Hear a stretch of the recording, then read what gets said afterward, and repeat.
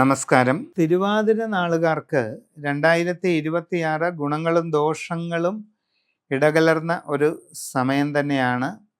തൊഴിൽ രംഗത്ത് ചില പ്രയോജനങ്ങളൊക്കെ ഉണ്ടാകും. കർമ്മരംഗത്ത് നിങ്ങൾ ആഗ്രഹിക്കുന്നത് പോലുള്ള മാറ്റങ്ങൾ ഉണ്ടാകാനുള്ള സാധ്യത കാണുന്നുണ്ട്. നിങ്ങളുടെ തൊഴിൽ മേഖലയിൽ പൊതുവെ അനുകൂലമായിട്ടുള്ള പല മാറ്റങ്ങളും ഈ വർഷം അനുഭവപ്പെടുന്നതാണ്. എന്നാൽ പുതിയ ജോലിക്ക് വേണ്ടി ശ്രമിച്ചുകൊണ്ടിരിക്കുന്നവർക്ക് പ്രതീക്ഷിച്ചതുപോലെ വേഗം അത് നടക്കണമെന്നില്ല. അപ്രതീക്ഷിതമായ തടസ്സങ്ങൾ പല രീതിയിലും അനുഭവപ്പെടാം. വിദേശ ജോലിക്ക് വേണ്ടി ശ്രമിച്ചുകൊണ്ടിരിക്കുന്നവർക്കും ഇങ്ങനെയുള്ള കാര്യങ്ങളിൽ തടസ്സങ്ങളൊക്കെ ഉണ്ടാകാം. വളരെ ശ്രദ്ധിച്ച് പരിശ്രമം തുടർന്ന് മുമ്പോട്ട് കൊണ്ടുപോകേണ്ടതാണ്.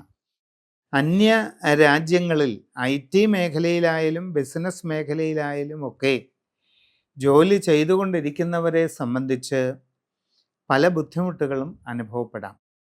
നിങ്ങൾക്ക് നിങ്ങളുടെ കർമ്മരംഗത്ത് കൂടുതൽ ജോലിഭാരം വന്നു ചേരുക, പല രീതിയിലുള്ള പ്രയാസങ്ങൾ, മാനസികമായ അസ്വസ്ഥതകൾ, മേലുദ്യോഗസ്ഥരിൽ നിന്നുണ്ടാകുന്ന സമ്മർദ്ദങ്ങൾ തുടങ്ങിയ പല പ്രയാസങ്ങളും അനുഭവപ്പെടാൻ സാധ്യതയുണ്ട്.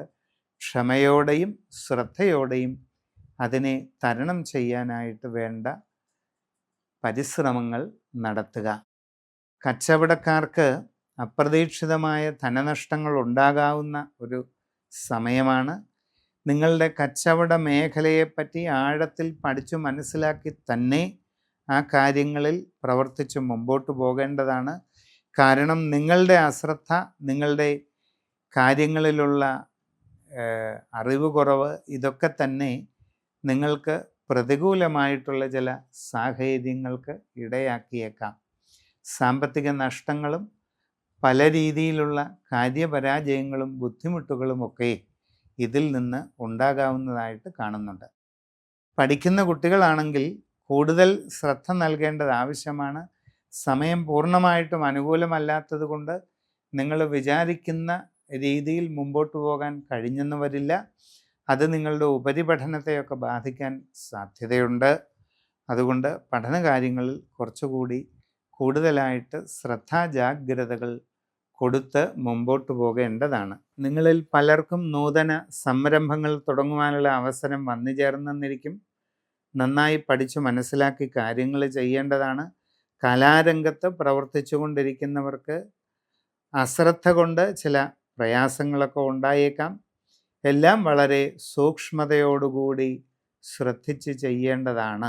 സാമ്പത്തിക ഇടപാടുകളിൽ വളരെ ജാഗ്രത പാലിച്ച് മുമ്പോട്ട് പോകേണ്ടത് അത്യാവശ്യമാണ്. ഗൃഹനിർമ്മാണം നടത്തിക്കൊണ്ടിരിക്കുന്നവർ പാഴ്ചെലവുകളും മറ്റും ഉണ്ടാകാതെ വളരെ സൂക്ഷ്മത പാലിക്കുക. കുടുംബത്തിൽ കാവുകളോ മറ്റ് ദേവസ്ഥാനങ്ങളോ പുലർത്തിപ്പോരുന്നവർ അതിൻ്റെ ഗുണദോഷ ചിന്തകൾ ശരിയായി നടത്തി ഉചിത പരിഹാരങ്ങളൊക്കെ ചെയ്യേണ്ടതാണ്. സമഗ്രമായി നിങ്ങളുടെ സൂര്യരാശി ചിന്ത ചെയ്ത് ഉചിത പരിഹാരങ്ങൾ കണ്ടെത്തി ചെയ്ത് മുമ്പോട്ട് പോകുന്നതായാൽ ഈ വർഷം എല്ലാ പുരോഗതിയും നേടിയെടുക്കാൻ അവസരമുണ്ടാകും.